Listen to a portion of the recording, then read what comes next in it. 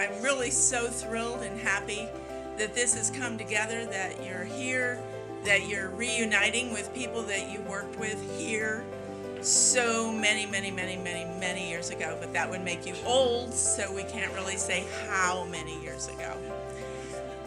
This got started through the Westbrook Historical Society and Marcy Fuller, who is a genealogist who started to look into Bill Hahn's family. And when she began looking, we began talking, and the more we began talking, we thought, well, wouldn't it be fun if we could have a reunion of the people who worked for Bill Hahn, as well as learning about Bill Hahn, and then share it with everyone and have everybody share together. So I also want to just thank Water's Edge for providing this room. Marcy will be doing that also, but they have been wonderful helping us to organize a room, the food, everything. So with that being said, Westbrook Historical Society is very happy that you're all here, and so am I, and here's Marcy.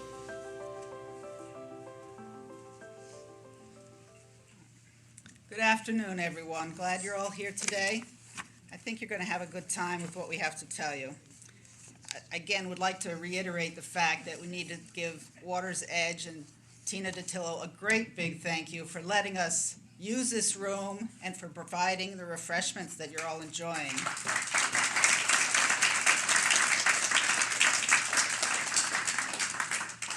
So this program is going to be about Bill Hahn and the resort that he had here right on this site for about 38 years. This area is known as Standard Hill, and to tell us a little bit about Standard Hill will be Phil Pisoni. Phil is a very passionate and knowledgeable historian. He was a member of the Pound Ridge Historical Society when he lived in New York. He's an accomplished photographer, did some work for Jackie Kennedy. He's published several books, one about the old Salt Works Road and one about Sagamore Terrace, and he's currently working on some more. So let's have Phil Pisoni come up. A little slow, but I get there.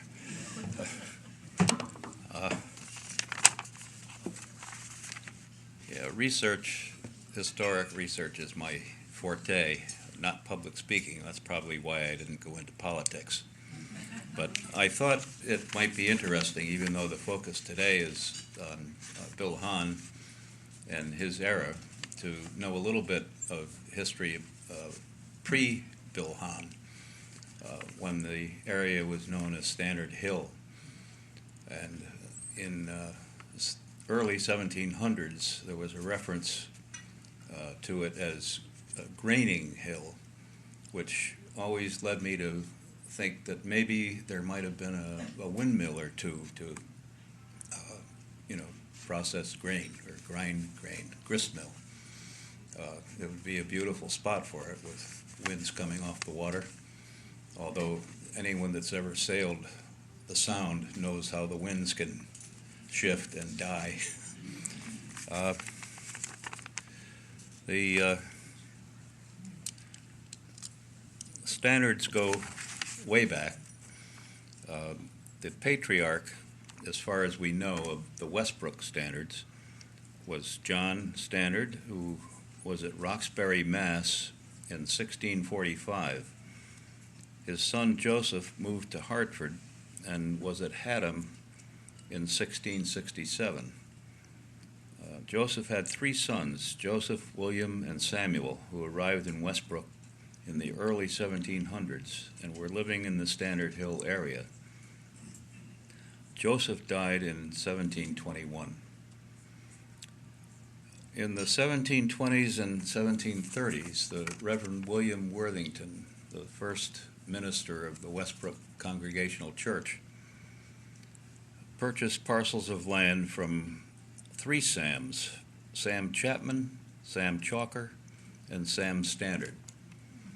73 acres south of the post road and 65 acres on the north side of the road. He named it Stony Brook Farm.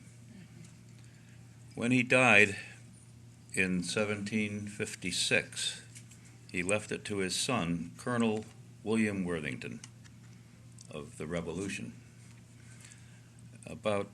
We think about 1760, Colonel Worthington built a large house on the corner of the Post Road and Ripley Hill Road. It could have been built earlier, maybe as early as 1740, by his father, but we're not sure. It was removed in 1959. It was in very bad shape and I guess not worth restoring. Recently, Water's Edge and Tina were kind enough to fund and erect a historic marker at the site of the Colonel Worthington's Rock, so-called, where the legend goes he would stand atop of, looking for British ships in the Sound. I don't think he ever saw any, but we don't know. And the rock is obviously still there. If you go out the front door here and turn right, you'll run right into it, about 30 yards away. The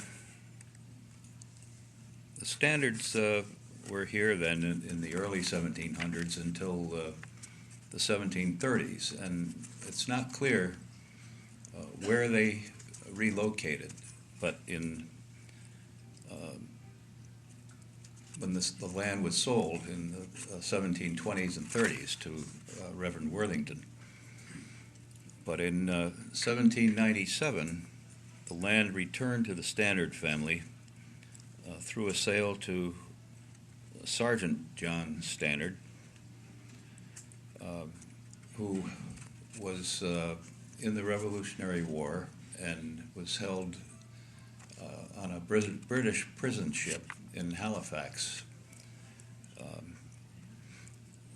He called the Blazemoor. Life was not always peachy and friendly on Stannard Hill. The year 1843 was a particularly bad year for the Stannard family. They lost Sergeant John Stannard and his son John. The sergeant died of old age at 83, and the son was shot at the dinner table by his deranged son, Alpheus, who was 24 years old at the time, and then was obviously institutionalized and died 5 years later in an institution. So at that time, with two generations in having to go through probate, and it was kind of chaotic as far as transfer of property and so forth. But most of the land that the father and the son held went to John, the son's brother, Reuben, and John's son, John R. Stannard. There were a lot of Johns. It gets very confusing. In 1875, Reuben and John R., having inherited all these properties at various locations on the hill, among them were what they called the Eastern Shore lots, to the far east of Water's Edge here, on the waterfront. And they ended up filing an appeal in Superior Court of Connecticut to settle a dispute. They couldn't agree on their rights to gather seaweed off the beach, which seemed to be a pretty important commodity in those days for fertilizer, I guess, for the farmers. And 2 years later, I guess the court ruled that they should be tenants in common with the land and gather the seaweed in alternate years. So that's how that ended, but there had to be a little hostility there in the family.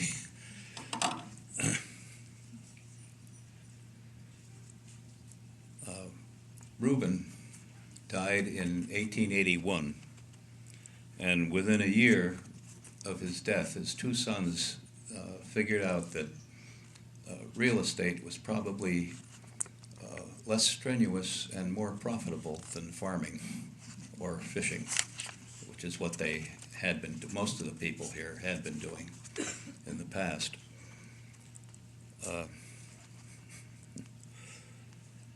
They began selling off waterfront lots.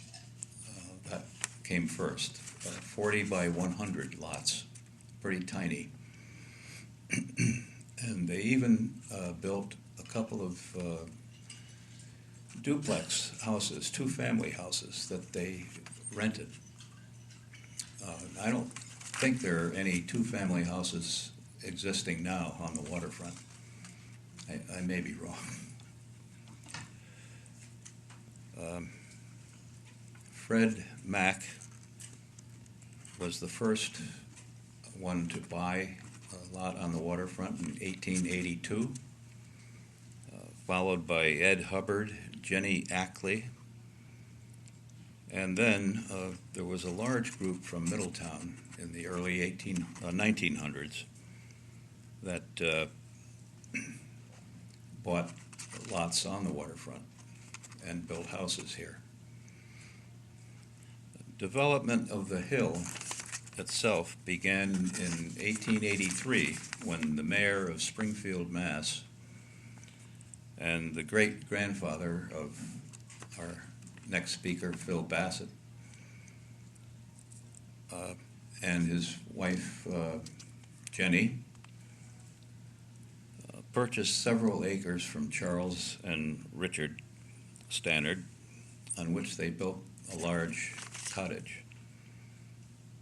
They also purchased a 7-acre hill pasture, so-called, a little west of here, near Little Stannard Road. The Ripleys did much entertaining, and it was not uncommon for them to host a benefit card or a dinner party for 100 people. A newspaper article from the 1890s states that 7 lighthouses are visible from their property and mentions the General Worthington Rock. The man never reached the rank of general. He was a colonel, but I think they probably used that as a little exaggeration because general sounded better, more impressive. In 1907, Adolf Knopf of New York City purchased land and built a large house, which became the core of the present Water's Edge. In 1940, Knopf sold the property to Bill Hahn, which he owned until his death in 1979. The last of the male Stannard heirs passed away or moved away in the early 1900s, and by 1912, they were all gone from the Stannard Hill area. In 1906, the trustees of the newly formed Stannard Beach Improvement Association bought a 2-acre parcel from Edward Stannard. In 1917, a 99-year lease was granted to the association for use as a community pavilion and tennis courts. The lease expires this year. 2 years ago, when I discovered this, I brought it to the attention of the current president of the association. He was totally unaware that the lease existed, but said he would follow up on it. I have not heard the outcome. But the tennis courts and the pavilion are still here.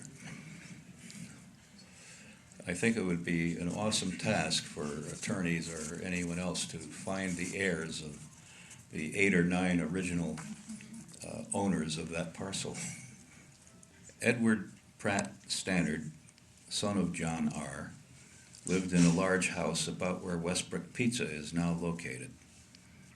He also built greenhouses to the west of the house and ran a successful floral business.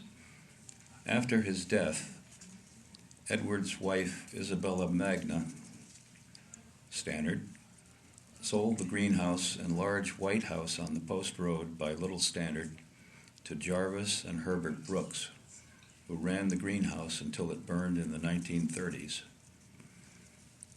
Edward's daughter, Grace Stevens, served as Westbrook town clerk for 25 years and lived in the house just behind Westbrook Pizza, which is still there, until she passed away in 1979.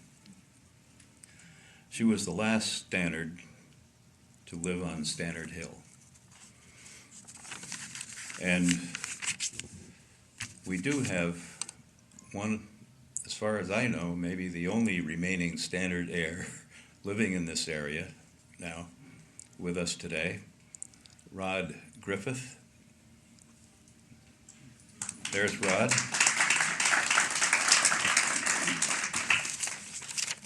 Thank you. We'll turn the program over to the real show.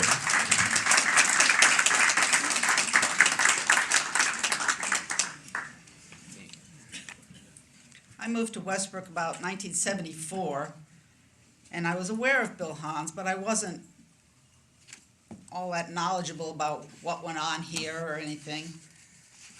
But just last year, I happened to read an article by Ted Levy in the Shoreline Times about Bill Hahn's hotel, and that piqued my interest. And that's when I decided to do his genealogy to find out a little more about this man. So I created his tree and put it on Ancestry.com. One of the first things I learned about him was that his name wasn't Bill. His name was Samuel William Hahn. He first appears on the 1920 census with his parents and his sister Ruth. He is listed as 8-year-old Samuel W. Hahn. 5 years later, on the New York census, it has him listed as Willie Hahn. And by 1930 and 40 censuses, he's using the name William. After I created this tree, it wasn't too long before I started to get a few contacts made. And the first one was from Terry Rose. And she said, "Is this the Bill Hahn that had a hotel in Westbrook?" Because she was confused because she couldn't find Bill Hahn in the tree. So I explained that it was really Samuel William Hahn, and yes, it was the Bill Hahn from Westbrook. So we exchanged many emails, and she was kind enough to send the Westbrook Historical Society a lot of postcards that her family had saved. And she also, she had some tales to tell me.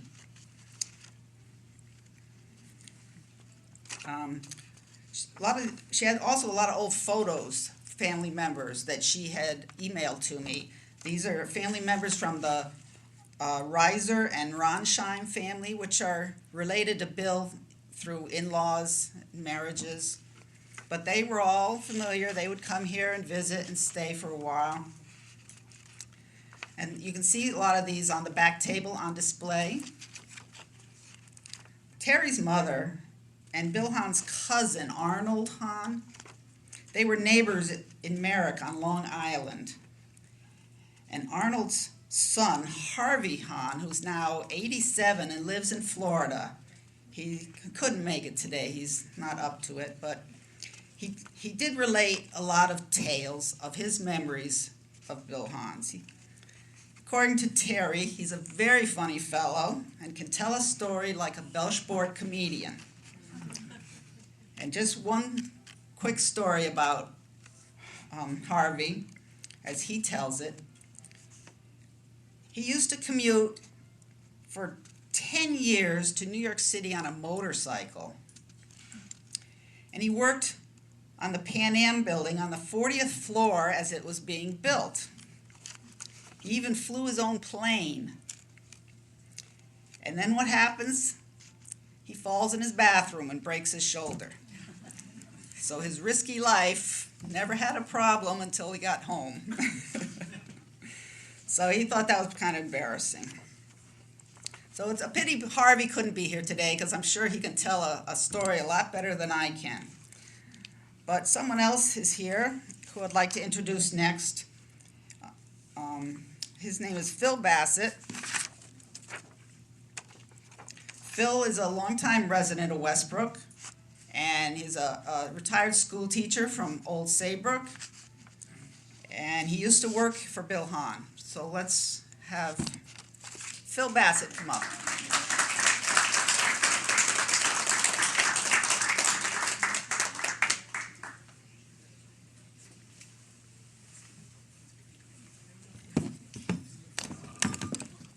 Good afternoon. Everybody hear me all right? A few things I want to get straight here first before I start on my little talk. There's a gentleman in the audience that if it wasn't for him, I wouldn't be up here. And he's very influential with me. His mother was Ruth Hahn, and Uncle Bill was his uncle. Steve Richter, please stand.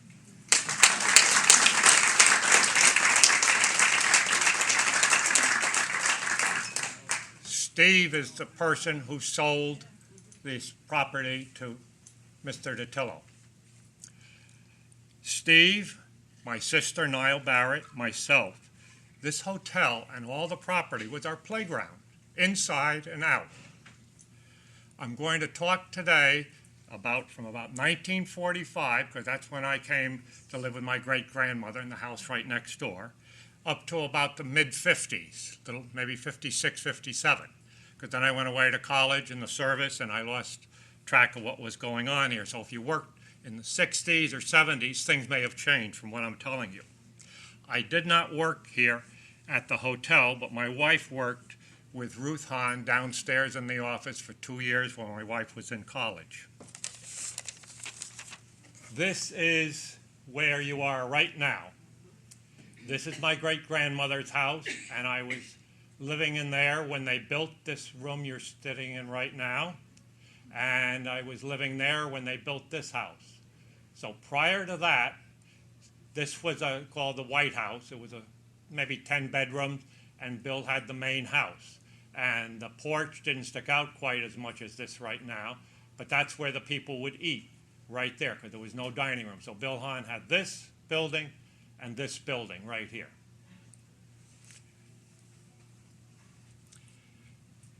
Where did Bill Hahn come from? I was amazed, and I just found this out from Steve, that Ruth and Bill, I use Bill and Mr. Hahn, same person, used to come as children to Middle Beach and spend a week or two at a beach cottage down there.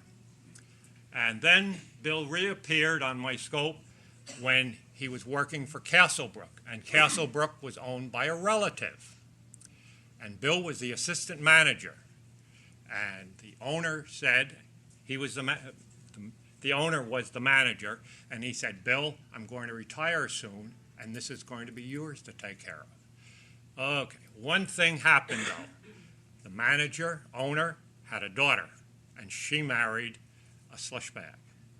And he wanted to be the manager, and he was given the job. And Bill didn't like that at all. He wanted to have his own place with his own flair. And there was one lady who was a guest that used to come there, and she used to, had very fond of him. And when this happened, she got together with him and said, I will help and finance some of it. Some of the merchants in the town of Westbrook knew Bill quite well and said, we will extend you credit to get you going. And Bill started in 1940. Now, those of you that are older will understand this a little more. The war was just a year off, Second World War. And somehow Bill got the okay as a health spa. So when the books of rations came out, the stamps, for those of you young, you had so many stamps for meat for a month, so many stamps for gas, and if you ran out, you didn't get anything. And Bill, having that, could get butter and meat and things that weren't available to the average person. So he survived during the war.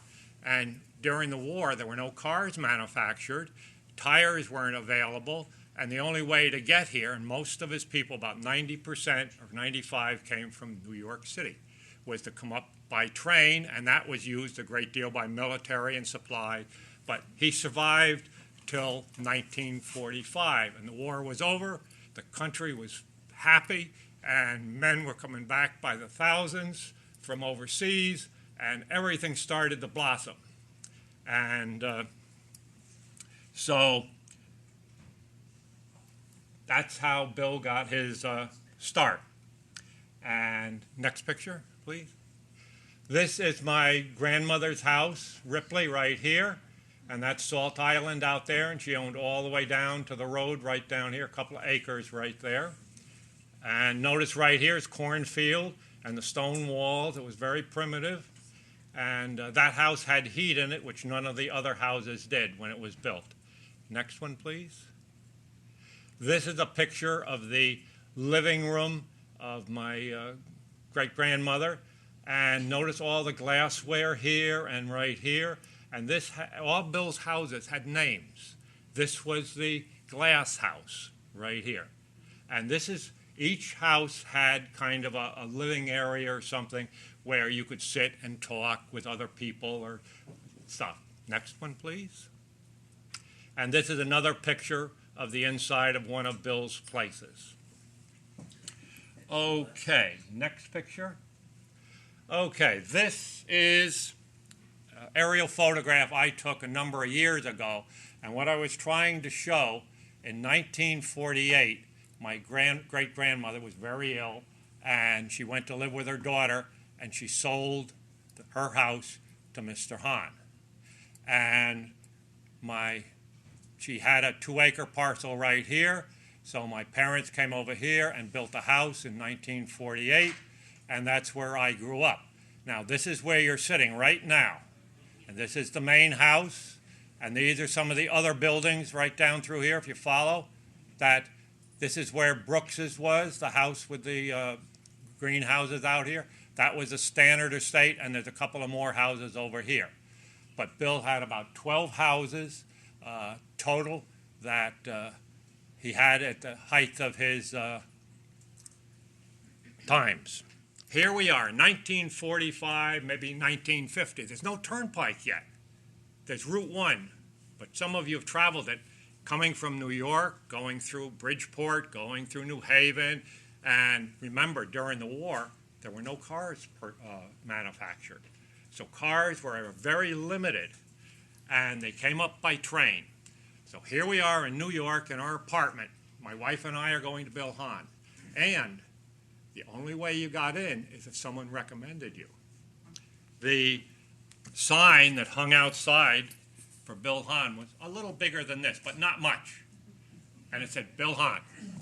And it was hung on a cedar post with a little metal bracket out on Route 1. And that was it. This was not a hotel you're driving by and said, oh, I'm going to stop and walk in. They'd say, where, who recommended you? And the chances are you wouldn't get in. So we'd been recommended, and we were very excited to be going. So we got our luggage packed, and then we called the doorman. He brought it down to the lobby and got a taxi. We got in the taxi. Now we rode to Grand Central. Baggage man took the things to the train and got us on the train. About 2 hours later, we came into Saybrook because Westbrook Station wasn't going then. And we get out, and there's a lot of people getting out, and someone's got a sign, Bill Hahn's. And they started over, and they noticed about 12 or 14 people. And we were the first ones over, so we got taken. He said, I can take 2 couples. And we have a station wagon. They put the luggage in, and they took us and told the other people, go into the railroad station, have a seat, and we'll be back in about 20 minutes to pick you up. So now we've arrived here, and you're pulling under the porte cochere out there. And then man who drove put our luggage in the right room, and as I step up into the place, they would greet you by name, even though this is your first time. Bill did, there were no computers then. I don't know how he found out. He would know what you did for a living and all kinds of things about you. And you'd be met by somebody, and I'd say, oh, this is the first time. Can you hear me if I move away? I like to move. I would say, come with me, and I'd bring them through the doors. This part was not here, it was open more, and there would be a 8-door freezer for ice cream, the ones you lift up like this, and there'd be the gallons of ice cream in it. Beside that would be your pastries. We had a pastry chef.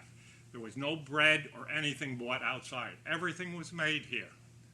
And then beside that would be fruit. And he had fruit that today we can find in a market, but then you couldn't. And we'd say, have all you'd like of any of it. And when you're done, you can go and sit. Bill will be with you in a while. Notice I didn't say he'll be with you in a minute. Bill would take the next guest, greet you by name, get you out the door, and he'd put an arm around your wife, and an arm around you, and he would walk you to your room. Put the lights on, look around, your luggage is here, everything okay? Yes, I'll see you for dinner. Then Bill would walk back, never with an overcoat usually. I had on a suit jacket, maybe winter, and he would pick up the next guest and walk them to their rooms. So that's our trip there. Now we've moved along, and it's dinner time. When you came to Bill Hahn's dinner, you got dressed up. That meant ties, jackets, very nice outfits. And you were with all other people from New York who basically were in the upper class. And so you wanted to look your very best. You sat down at the table, and I like to use Saturday. The menu was the same every single week. Saturday for lunch was split broiled lobster and special hamburgers. And there was always 2 choices, but the same thing. Every Saturday you had that. So the waiter comes over, he introduces himself, and he says, what would you like? And I said, I'll have a lobster, but I love lobster. I'll have 2 lobsters. He said, no. He said, I'll bring you 1, and when you're done with that, I'll bring you another. And I've seen where they've eaten 3 or 4.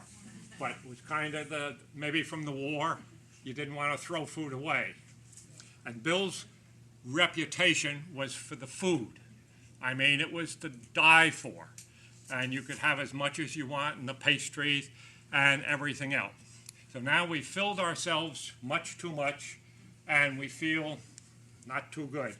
And this didn't happen in the winter, but in the summer and in the fall and spring, we would go for a walk.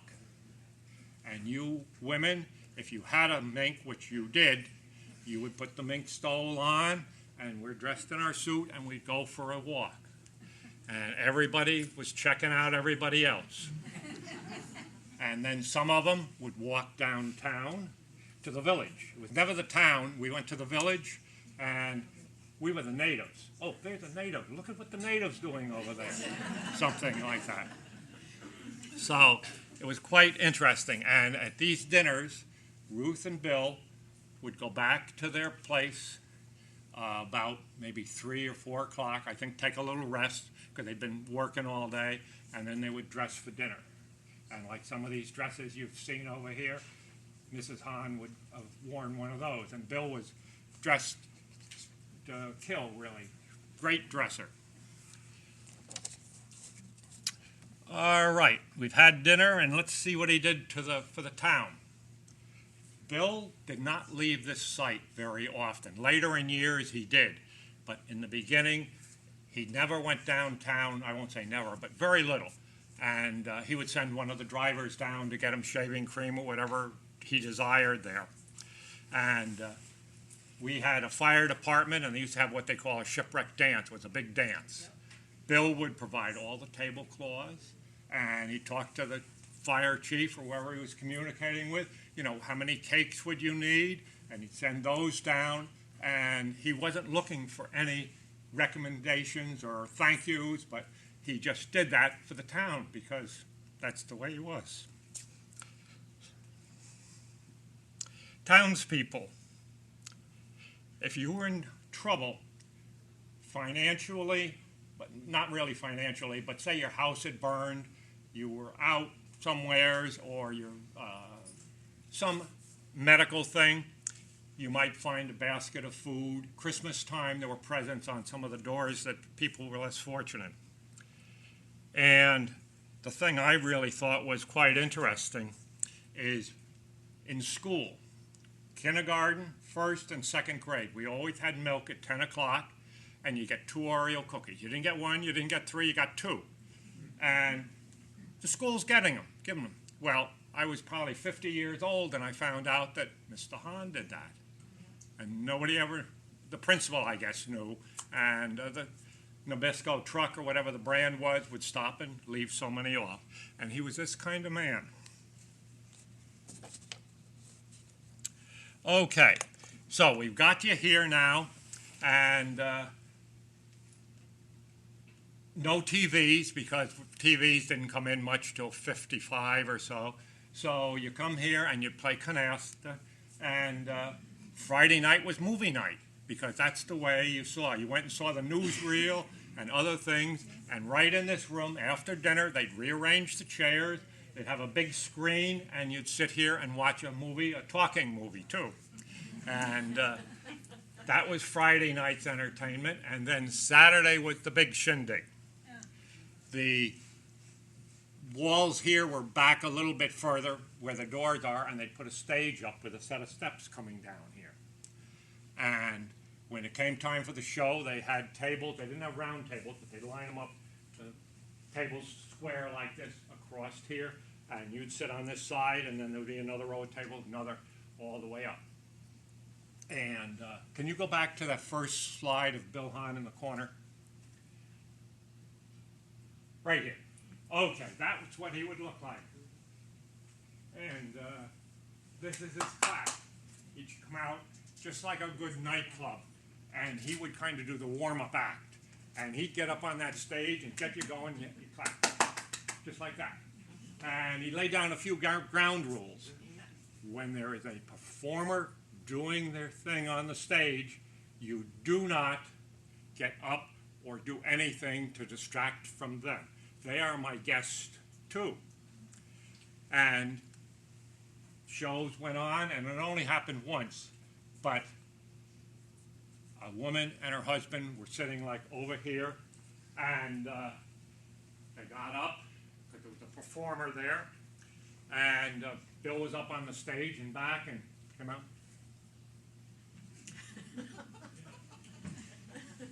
Put his hand on the performer to stop. Mr. So-and-so and Mrs. So-and-so, sit down. Keep right on moving. And he said, John, go to the room, pack the bag, take him to the station. And this was now about 11 o'clock at night. Now, I don't know if there were any trains, if they were going to spend the night there. And said that you'll never come back here again. So he...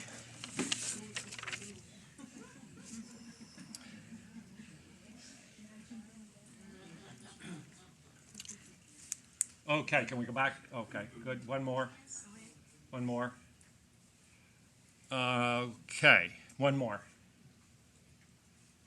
Keep going, please.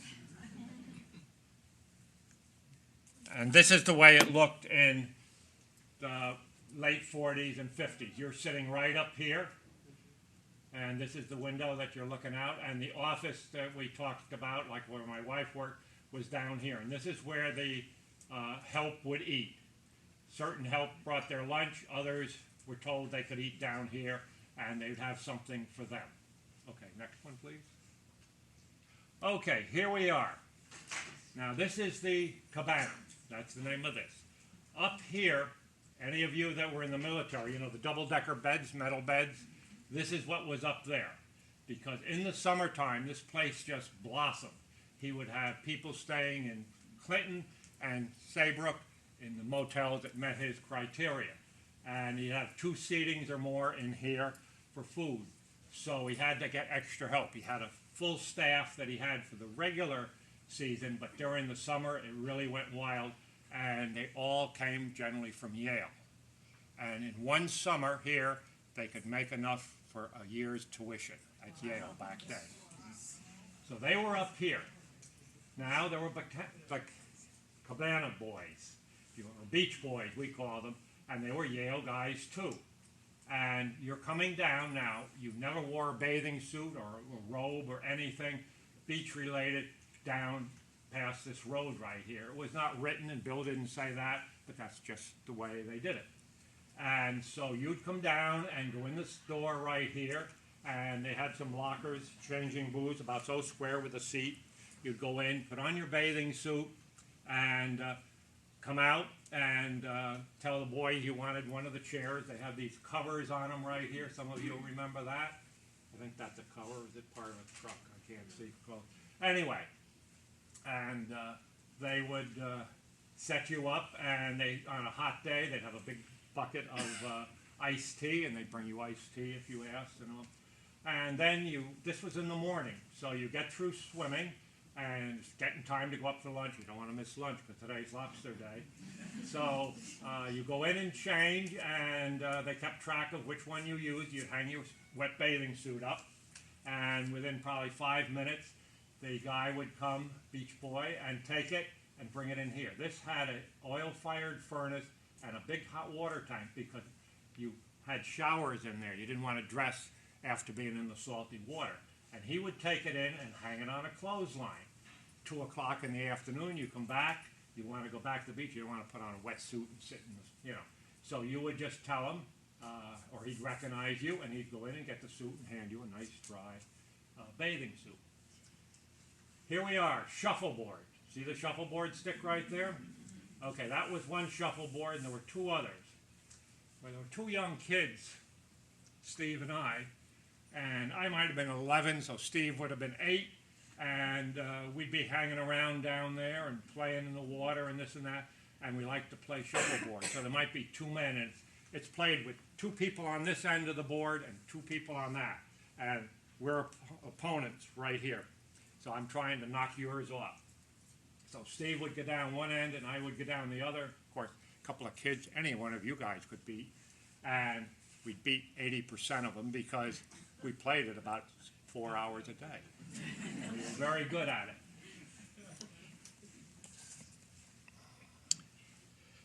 Mrs. Schubert. Schubert Theaters, New Haven, New York. She was here. She was one of Bill's regulars. I remember her kind of as a grandmother, kind of older. And she was out back of the main house right here, and there was 2 little cabins, about the size of a 1-car garage. And they were moving them together. And she had a thought and went in and found Bill and said, if you will make those into 2-bedroom thing, one for me and one for my 2 dogs, with a bathroom and shower in it, I will come and stay the summer, because she'd been coming and only staying a week. And Bill said, okay, that sounds good. So they had a date that she was going to come up, and she was all set, and about a week before, everything was done but the plumbing. They couldn't get a plumber, because there was only 2 that I can think of in town then, and they were taking care of the regular customers along the beach, getting their beach houses all set and hooked up for the summer. So Bill called, Mrs. Schubert, we can't get a plumber. It's going to be a while. I'll call you when things are all set. Okay, Bill. So that day that she was going to come up, he's in the dining room here, and all of a sudden one of the bus boys comes running in, Mr. Hahn, Mrs. Schubert's outside. Her chauffeur's driving, and she's got a man sitting beside her, and she's in the back with the poodle. Didn't you call him? And he said, I called her and told her. And so he goes out and bends over and says, Mrs. Schubert, it's not ready, and I have no spot left in the hotel for you. She said, don't worry, that's my plumber I brought from New York. He's going to fix the plumbing, and the chauffeur will take him back to New York. And at this time, on big weekends or big weeks during the summer, you might see 10 or 15 chauffeurs here. They would come up in their cars. Okay, tips to workers. Just like today, a restaurant pays not too much and they make a great deal in the tips. And Bill was looking out for his people again. And if you didn't leave a proper tip, Bill would have I guess, kind of a form letter, and it would say, "Dear Mrs. So-and-so, I know this is an oversight, but you forgot to take care of your waiter, and please do it." And it was dressed so it'd come back to the office downstairs where the hub of everything happened. Second time, it was a little bit stronger. And after the second letter, the third letter went out. "Dear Mr. and Mrs. So-and-so, do not ever come back. I'm crossing you off my list. You'll never be here in the hotel." Because, you know, that was their bread and butter. And they worked hard because the kitchen is downstairs and the stairwell goes like this, then turns and goes up. And if you've seen, they used to use trays that were like this.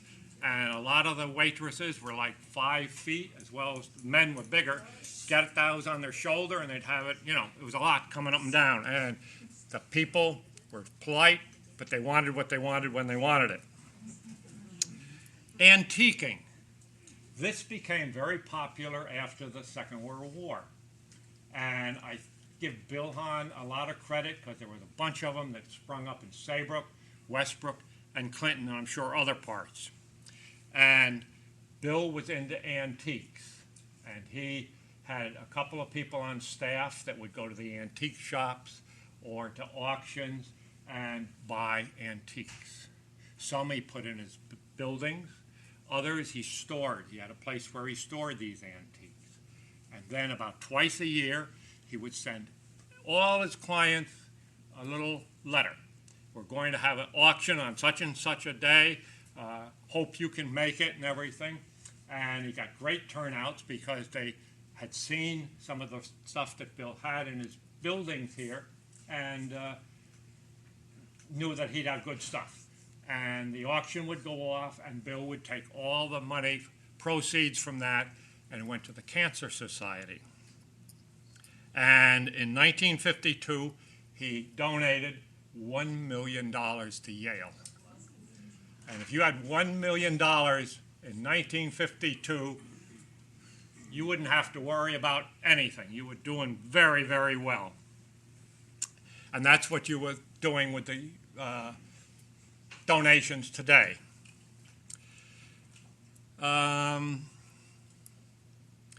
Okay, let's go to the next one. Okay, you have come in and walked across right in front of this fireplace to here, and then walked down into the room. Our room we're in is here. This is the original fireplace, and it's still there. And when you walk out, you look and see the stairs, and those are the original stairs where they were. Those are the only two things I can say I remember that.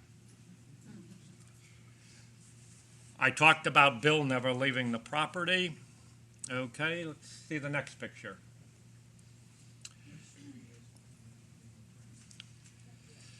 Okay.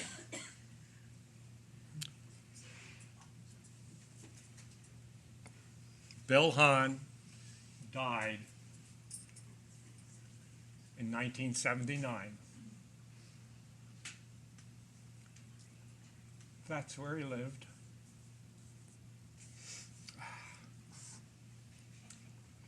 This is the Rose Garden, and that's where he is. It's now a parking lot, but that's it. Let's see. I think that concludes my talk.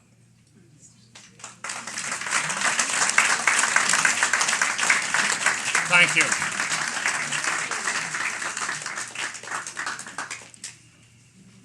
Thank you, Phil. I spoke before of Harvey Hahn. He shared quite a few of his memories with Terry, who then forwarded them on to me. I'd like to tell you a few of his memories. So this is how Harvey remembered things. Let's see. Some of them Phil has mentioned, so let me just check them over here.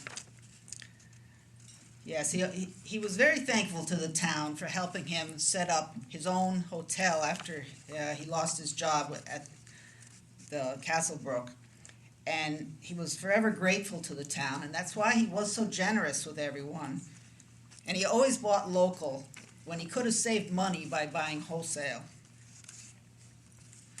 And he bought up the surrounding houses as they became available and made them so he could put up more guests.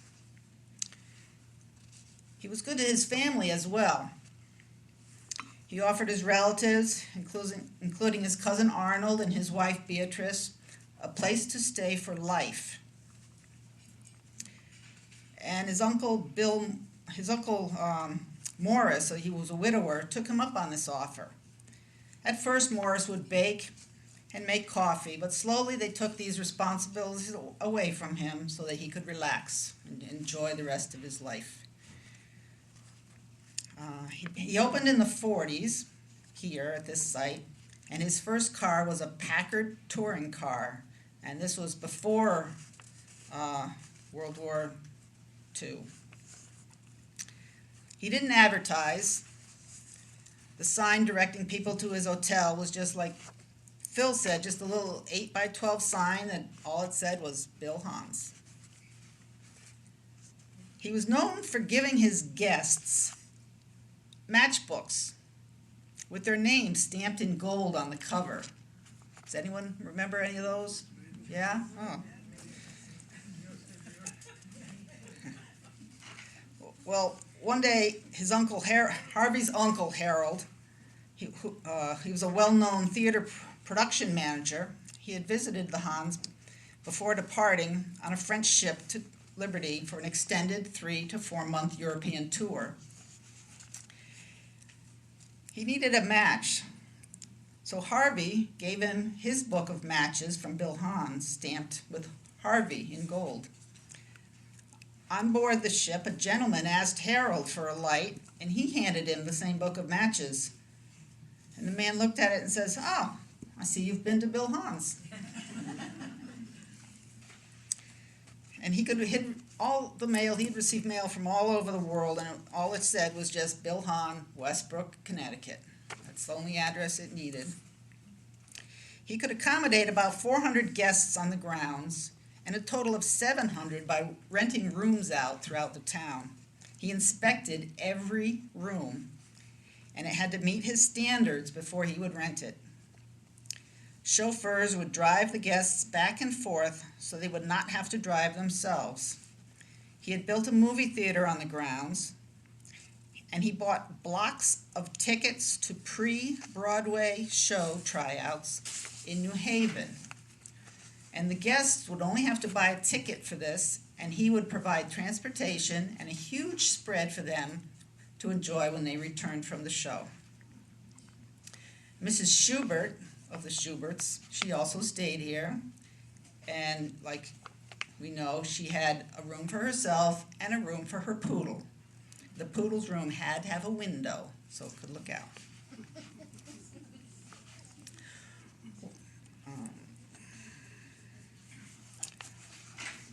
Harvey had bought himself a 20-foot speedboat.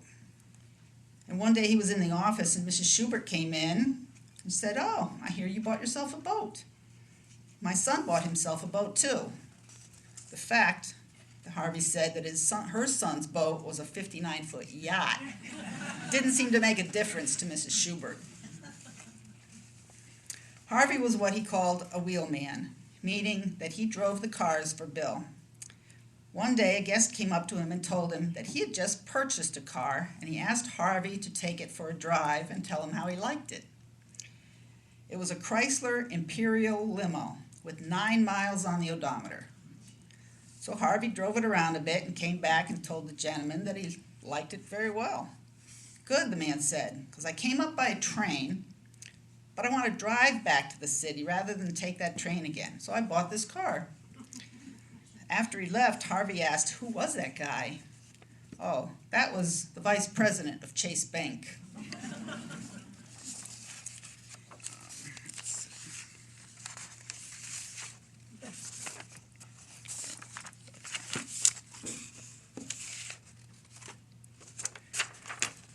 put on reviews of Broadway musicals here, and one year they were planning a review of My Fair Lady. So what about costumes, somebody asked. Well, Mrs. Schubert was here. She said, don't worry about that. And she made a few calls and costumes got delivered. There seems there was always 3 or 4 sets of costumes for every show because the equity contracts at the time had a clause that said actors did not have to wear dirty costumes. So they used these costumes, had them cleaned, and sent them all back to New York. Barbara Streisand was here. She was here with Elliot Gould. At this time, she was quite young at this time. She had such stage fright that she'd often forget the words that she was supposed to be singing. And she actually had to see a psychiatrist to get over that. And when Bill died very suddenly that Easter weekend in April of '79, he was 67 years old. His sister and partner, Ruth, sent everyone home except a skeleton staff. And the hotel never opened again. No one had keys to any of the buildings because they were never locked. And the state police, they provided police guards for all the buildings because they were filled with the priceless antiques. He was always very good to the police. If it was a slow night, he would call them up and invite them and their wives to come to dinner. Okay. You can see we all liked Bill Hahn.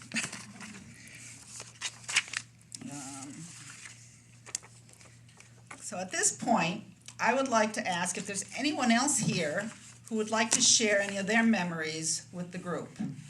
Hi, Ed Binder.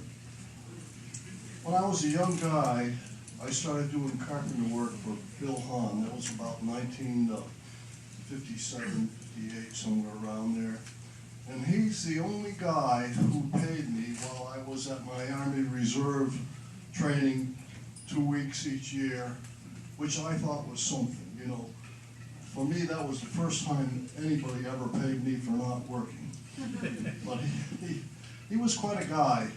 There was a Friday when guests came walking in. I just happened to be by the office at the entrance, and some fellow came in and said to Bill, my wife doesn't like the room. Bill Hahn jumped right off the floor with both of his feet, landed, and he told the guy, get out, get out. And the guy got him to calm down a little bit. I don't know how they resolved it, but it was quite something. But anyways, it's a wonder I didn't get fat working here, because we ate with Eddie the baker, and when I came in the morning when they were making that fresh orange juice, God, I must have had 4 or 5 glasses of it. It was just a great thing, but there were so many people who I knew. I see Otto Finkelday right here, who was part of this. There were so many kids who went to college and did very well just working for Bill Hahn. He was quite a guy. Thank you.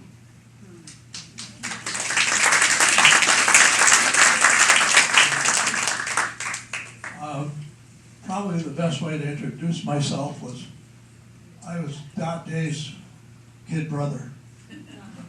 Dot was Bill Hahn's personal secretary for a good many years, worked right down below us with Phyllis Kelly and with Bill's sister Ruth and with little Stevie Richter. Right? Remember Dot Day? Oh, sure. Well, through the blessings of Dot Day, I had a building company like Eddie Binder, and from time to time Bill would need some work done and I would come in and do it for him, but I was never any of his staff.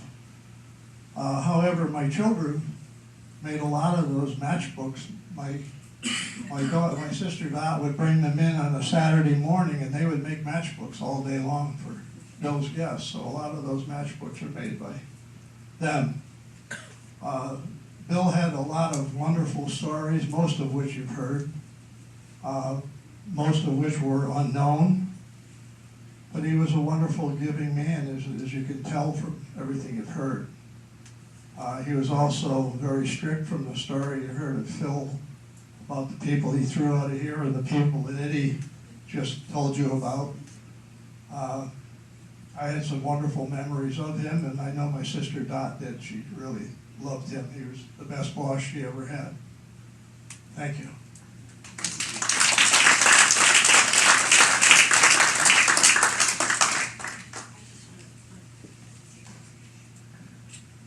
Hi, everyone. My name's Meredith Barone. My grandparents, Emma and George Mason, this was my childhood. Bill Hahn's was my childhood. It was the magical, wonderful place of Bill Hahn's. I can remember my Aunt Dot, Aunt Phil, my grandmother, the switchboard in the front. I can remember as a child, I was 12 years old when Bill passed away. And I can remember coming up on Saturday, Sunday mornings, or in the evening time when Grandpa had to work late or had to fix something in one of the buildings.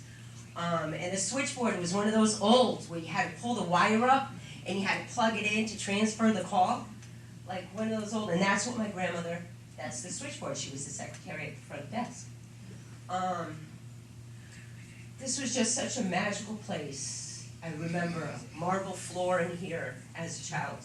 And it was like whenever I came up here, it was like, it's Bill Hahn's, you know, and I used to be able to go to all the different buildings, the beach house, the hill house, the carriage house, the main house, the White House, the library, the glass house, the cabanas, the Brook House, the Gray House, the Broadmoor. Are we getting there, guys? Are y'all with me? Which ones did I forget? Salt Island House. Which one? Salt Island House. Salt Island House. I said the Brook House. Yeah, I got the Brook House. Taj Mahal. Right? I think I hit just about everything. There was 14 of them. And I can remember when Bill passed away, and it makes me shake just thinking about that. It was such a beautiful time in my childhood. Grandpa with Ed Worrell, the key guy, we had to lock all the buildings. And I remember in the morning time, Grandpa and I used to come. In certain houses, we'd come to the main house, and we'd shut the lights, certain lights off.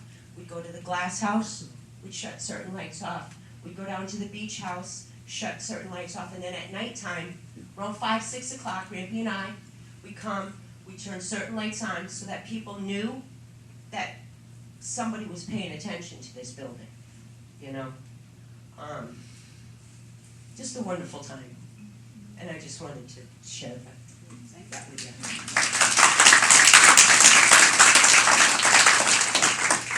Anyone else want to say anything? I'm sure would like to hear your tales.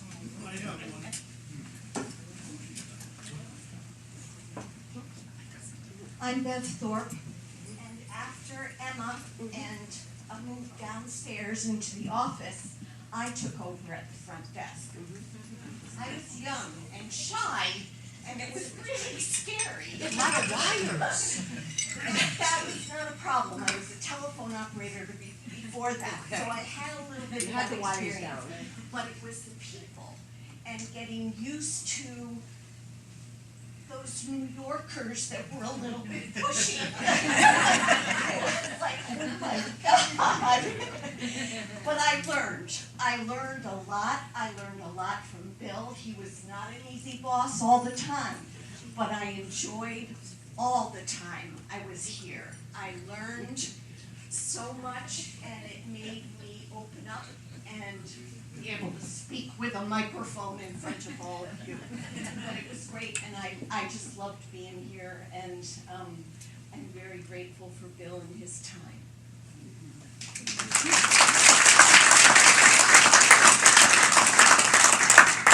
Who else would like to say something?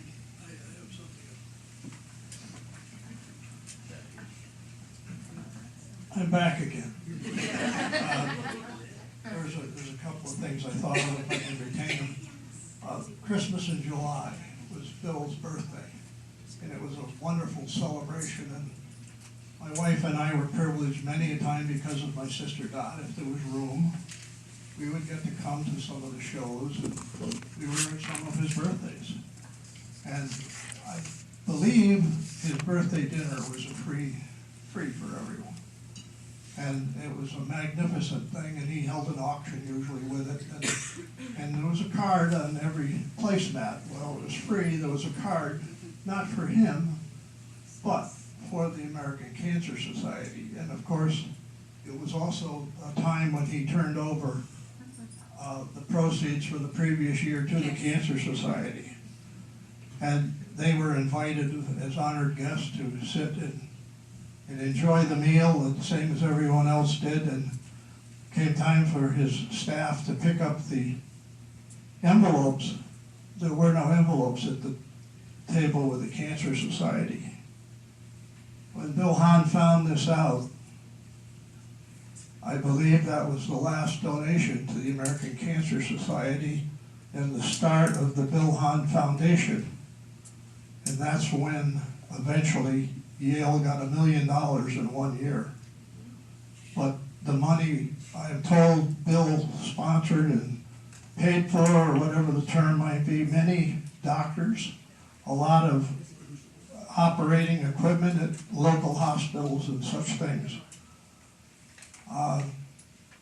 Like she said, he could be a tough boss. He was very gracious, very giving, but you did not want to cross it. And I've lost the other thing.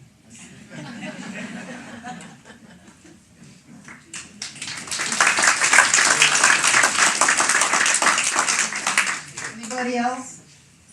Come on, Otto, tell us a story. You got so many jokes. Come on. Stories. All right. I was here from 55 to just late 74. And talked down into it.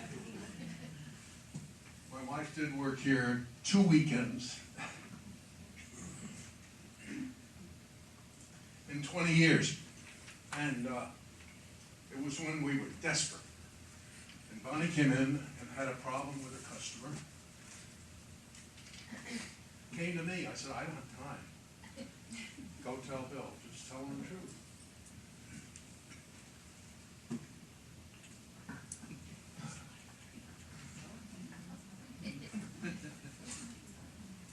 He told the guy to leave. I think that's the kind of a guy he was. And actually, the success of the food here was the best. We had quantity, we had quality, but really not variety unless you stayed. There was a tremendous variety if you stayed for 2, 3, 4, 5 days, whatever it may be.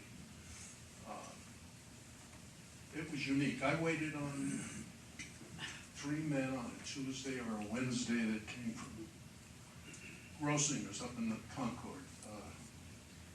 And they were here trying to figure out how in the middle of January could he have 30 or 40 guests when they were closed. And I think, in my opinion, the success was based on the amount of help.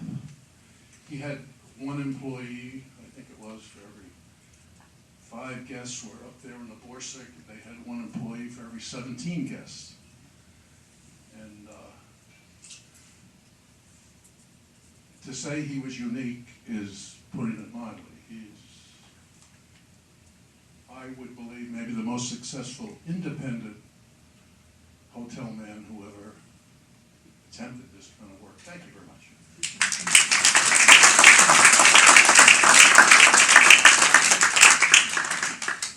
Anyone else? Steve?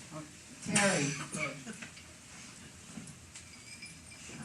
Hi, my name is Terry Rose, and to paraphrase a great line from Dirty Dancing, I brought the postcards. When I was very young, I decided I was going to have a postcard collection, and I went to Aunt Bee, who lived next door, and I said, do you have any postcards? And she gave me the postcards that she had gotten from her family when they were staying here. So there were a lot of, she also gave me from the World's Fair in 1939. Harvey, one of the things that Harvey told me is when somebody called up and said, I want to make a reservation, if Bill Hahn didn't recognize the name, he'd say, who do you know? And unless they could come up with somebody that was a good reference, then he wouldn't give, he'd say, no, we're full. The other thing he said was that because, I know someone mentioned that he supported the town, but because the people had extended this line of credit and he bought locally, which he did, it also allowed these people, like the cigar store, to carry very high-end cigars that the locals would never have bought, but that the guests at the hotel did buy. I came here once with my mom and Aunt Bee. It was 1952, and I remember that I was 10 and I had gotten my Tony doll, which I had with me. And all of the guests were saying, you know, isn't that very dear? Wasn't that doll very dear? Which I knew meant expensive, because Aunt Bee used that term too. And my mom said, these people are paying to stay at Bill Hahn's and they think a Tony doll is too expensive to give a 10-year-old. And I do remember the matchbooks, that was a biggie. But my one experience, my mom used to bring Aunt Bee every once in a while. This year, for some reason, it was right after Christmas, she decided to bring us. And they said there's a snowstorm forecast. And nothing ever stopped my mom. She went into the city in the blizzard of 47, and we were stuck on the Long Island Railroad for 24 hours. So she drove her 1940 Oldsmobile, which was our family car in 1952, up to Bill Hahn's, and that's how I came to stay here. And I think it's the reason that I love Dirty Dancing, because that sort of reminded me of Bill Hahn's. And we stayed in one of the cottages, like Mrs. Schubert. It was 2 bedrooms, but one was for Aunt Bee. And I couldn't believe, I mean, I was 10, I was from New York. I don't think ever stayed in a hotel before. I couldn't believe that they left all their stuff around. I said to my mom, why did they leave all their stuff here, which was those beautiful antiques? And Mom said, that's the way it's decorated. I said, aren't they afraid somebody's going to steal it? So that was my recollection from a 10-year-old's perspective of Bill Hahn's. But we always heard about him from Aunt Bee and Uncle Arnold, because they were very, very fond of him, and he was, as they said, very good to them. Thank you, Terry. Anybody else? Ed, you remembered something else.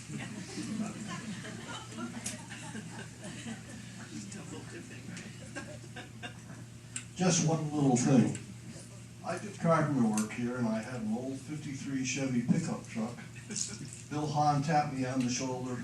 Eddie, will you please take Mrs. Bernstein or so over to the railroad station? I loaded her luggage and stuff on the back of my truck and took her in my old truck over to the railroad station to catch the train to go to New York, I guess. But anyways, he was such an interesting character, interesting guy, kind, and again, I'll tell you, I'll always remember him for paying me for 2 weeks for doing nothing.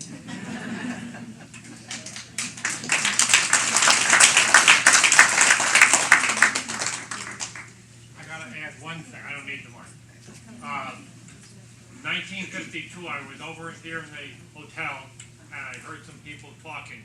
$25 a day per person, so that's $50 a couple per night. And I went home and said something to my father, and he said, that's more than I make in a week. So you could see the price where it was, you know. It seems like nothing now, but back then, $50 a day was a lot.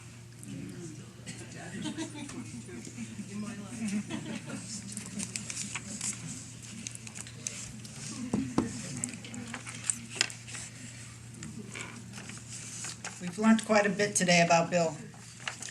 And around the room, there's displays you can look at, some dresses, old dresses from the era that might have been Ruth's, we're not sure, but there's photos and some table napkins and platters, postcards. The Boy Scouts have their Christmas ornaments, which is Bill Hahn's this year. And there's some books for sale in the back, and there'll be applications to the Westbrook Historical Society if anyone would like to join. And as you know, Bill Hahn's birthday parties was a big celebration when he invited all these people, And he expected and demanded that they make a nice donation to the American Cancer Society. And we'd kind of like to do that in honor of Bill, as he would have wanted. As you leave, if you'd please make any kind of donation to the American Cancer Society. And please enjoy the refreshments that are scattered over there on the side table, and over there on the back table. And really thanks everyone for coming, so mingle and mix and keep telling your memories.